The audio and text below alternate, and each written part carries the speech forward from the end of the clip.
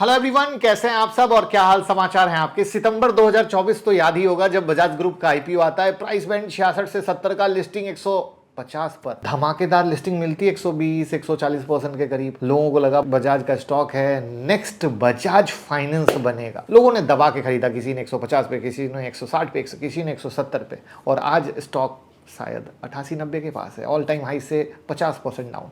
तो सवाल यह है कि क्या हुआ, कहां पर फंस गए, कहां पर गलती कर दी। तो डेटा के साथ सब कुछ बताएंगे। नमस्कार, स्वागत है आपका अपने ही चैनल पर। तो अगर आप रहना चाहते हैं दूसरों से आगे तो YouTube मेंबरशिप जरूर ज्वाइन कर लीजिए, जहां पर मैं डेली मॉर्निंग अपडेट देता हूं कि मार्केट क्या है, किस तरीके से चल रहा है। और हमारा मोबाइल ऐप डाउनलोड कर लीजिए, यहाँ पर हम डेली दिन भर मैसेज देते हैं जो मोबाइल ऐप दिख रहा है। और यहाँ पर बहुत सारे फ्री कोर्सेज भी अवेलेबल हैं जो आपके लिए फ्री ऑफ कॉस्ट हैं। आईपीओ की न्यूज़ है, बट स्टॉक मार्केट की न्यूज़ के अलावा आप अपनी क्वेरी भी कर सकते हैं।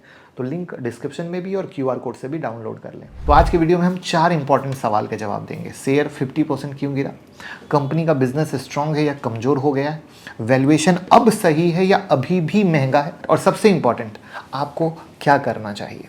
तो चलिए शुरू करते हैं। तो सबसे पहले ग्राउंड समझिएगा। बजाज ग्रुप एक नाम, जैसे टाटा ग्रुप वैसे ही बजाज ग्रुप।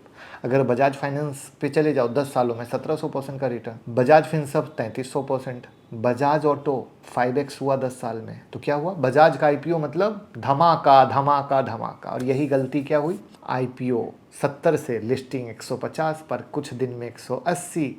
तो भैया लोग तो दीवाने हो गए। लेकिन यहाँ पर हुआ वैल्यूएशन बबल। अब अगर हम फरवरी 2026 की बात करें, जब भाव 87-88 के पास है, 52 वीक हाई से नीचे है, मार्केट कैप करीब 73,000 करोड़ का है, पी 29 का है, लास्ट 6 महीने में 26% गिरा है, पिक से 50% गिरा है। तो यहाँ पर सबसे पहले देखना होता है बिजनेस। तो सवाल अगर आप मेरे से पूछेंगे क्या बिजनेस में प्रॉब्लम है, आंसर है बिल्कुल नहीं, बिजनेस स्ट्रांग है। अब आप कहोगे कैसे, तो इसके लिए पढ़िए Q3 फाइनेंशियल ईयर 2026 का डेटा। नेट प्रॉफिट 665 करोड़, 21% का year on year growth, net interest income 963 crore, AUM 1.33 lakh crore.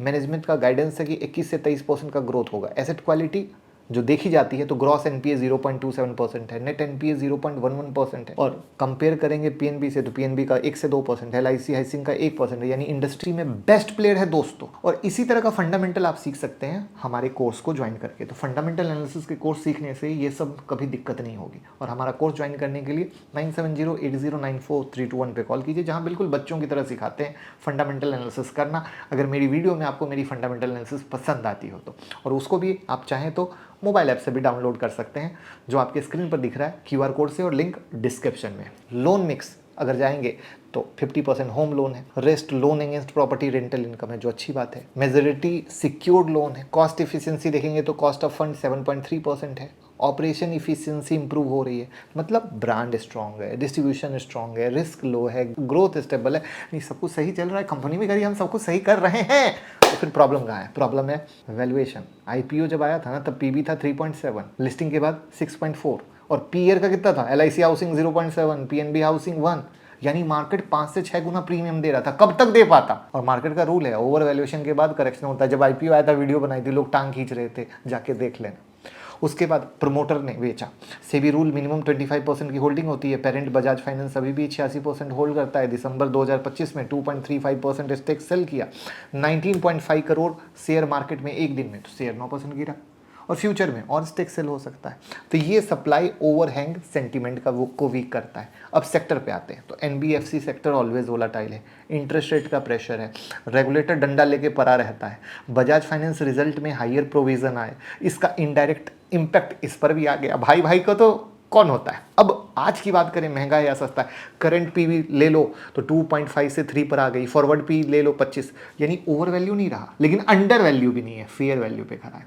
और DSF एक तरीका होता है फंडामेंटल एनालिसिस का, उसके हिसाब से इंट्रिंसिक वैल्यू 100 से 110 पर है।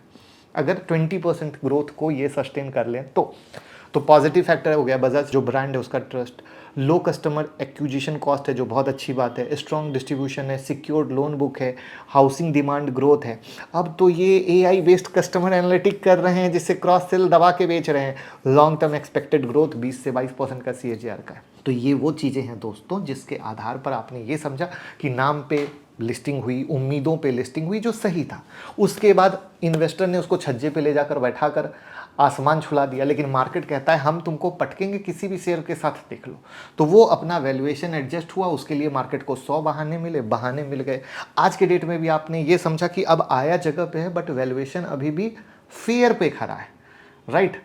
तो वॉरेन बफेट सर कहते हैं वंडरफुल कंपनी को फेयर प्राइस पर खरीदो, आईपीओ के हाइप पर नहीं, वैल्यूएशन पर इन्वेस्ट करो।